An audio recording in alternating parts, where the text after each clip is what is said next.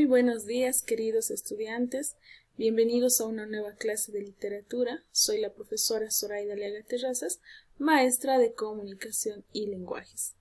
En esta ocasión nos vamos a dirigir a la página número 16 de tu libro de literatura para comenzar con este tema que titula Uso de la letra Y y del dígrafo L. Esto perteneciente a la unidad número 1 de nuestro texto. En esta ocasión vamos a aprender cuáles son las reglas de escritura tanto de esta letra y de este dígrafo. Se le llama dígrafo porque va acompañado de dos letras, es decir, es la letra L duplicada, a la cual se le va a llamar dígrafo. Di significa dos y grafo significa letra. Por lo tanto, si es una sola se llama letra común y si son dos se le va a llamar dígrafo. Muy bien, con esa explicación nos vamos a pasar a la siguiente diapositiva donde vamos a pronunciar estas palabras. Pronunciamos ay y aya, ay y aya. En la primera pronunciación de la palabra ay vamos a encontrar dos cosas distintas a la anterior. Por ejemplo, tenemos acá la vocal A y tenemos la letra Y. Cuando la Y se encuentra al final de una palabra, produce un sonido parecido a la I, porque decimos ay. En este caso, la Y va a producir un sonido de la I. Esto sucede en todas las palabras que van a tener la terminación Y, como Uruguay, ley, hoy. No pasa lo mismo si la letra Y se encuentra en medio de una palabra. Si la letra Y se encuentra en medio de una palabra, va a sonar como una Y, como una L. Por ejemplo, haya, yo, yema, apoyo, mayo. Quiero que notes la diferencia entre ambas. Cuando están al final, suenan como una vocal I, y cuando están en medio de vocales, suena como la letra Y puede ser confundida con el dígrafo L. Muy bien, con esa diferenciación pasamos ahora sí a ver cuáles son las reglas de uso para poder escribir tanto con Y como con L. Se deben escribir con Y la conjunción I. Cuando yo quiero unir dos sustantivos dentro de una oración, debo utilizar la letra Y. Por ejemplo, que en este caso va a adquirir el sonido I. Por ejemplo, los niños y los padres se fueron temprano. En este caso estoy uniendo dos sustantivos que son niños y padres y para indicar que están juntos voy a utilizar la letra Y, pero en esta ocasión como una conjunción con sonido I. Otra de las reglas que se escriben con Y es las palabras en las que el sonido Y sigue los prefijos ad, dis y sub. Si en algún momento ustedes escuchan una palabra donde les dicen disyuntiva, subyacente, lo primero que debemos recordar es que la regla nos dice que si tenemos estos prefijos, la siguiente letra que le sigue debe ser una Y. Por ejemplo, adyacente, disyuntiva, subyugado. Entonces, de aquí en adelante, cuando escuchemos este tipo de palabras y estemos dudando si es con Y o con L, la regla nos dice con la Y. La siguiente función de la Y nos dice las palabras que contienen la sílaba yek. Esto nos indica que si hay alguna palabra que tenga esta sílaba yek, se debe escribir con Y. Por ejemplo, inyectar, proyecto, trayectoria, inyectable, etc. Todas las palabras que lleven este sonido, esta sílaba yek, se escriben con Y.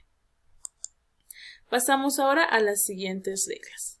Se escriben con Y las palabras que tienen el sonido I al final. Como habíamos visto al inicio, si al final de una palabra existe un sonido parecido a la vocal I, se debe escribir con Y. Por ejemplo, soy, estoy, convoy.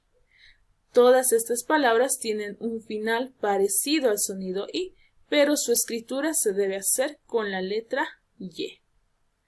También se deben escribir con la letra Y las formas verbales con el sonido Y, pero que no tienen ni L ni Y en su infinitivo.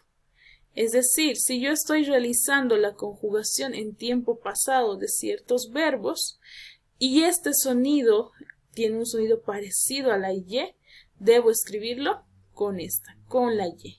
Por ejemplo, construir es un verbo que no tiene en su forma infinitiva, no tiene ni la L ni la Y.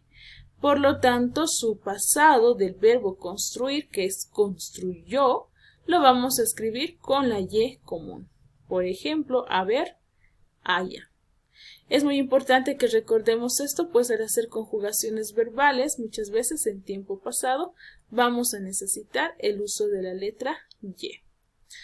Siguiente regla nos dice todas las palabras que tienen la terminación de origen greco-latino, peya.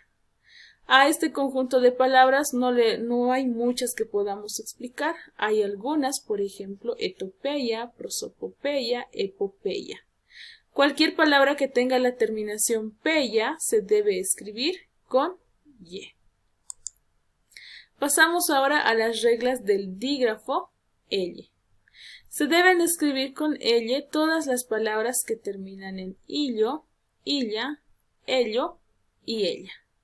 Si yo deseo escribir palabras que tengan estas terminaciones, tengo que utilizar el dígrafo L. Por ejemplo, anillo, silla, cuello, estrella. Todas estas palabras se escriben con L porque la regla nos indica que si terminan en alguno de estos sonidos, deben usar el dígrafo. Regla número 2. Los verbos terminados en ellar, hillar, ullar y ullir.